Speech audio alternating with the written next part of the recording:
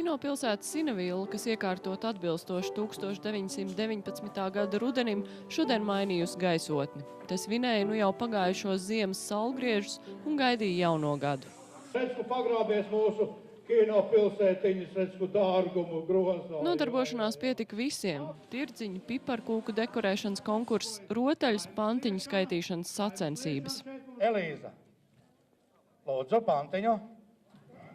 Saķis, esi, sauc, vāvelīti, kokās, mei.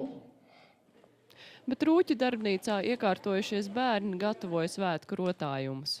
Man šis sniegpārsnīgs iemācīja griezt alkoholīt, kas bija maziņa, un tad es sanācu griezus, tāpēc man tā nesanāk īpaši. Man iemācīja bērndārza audzinātē, mēs visi griezām sniegpārsnīgus.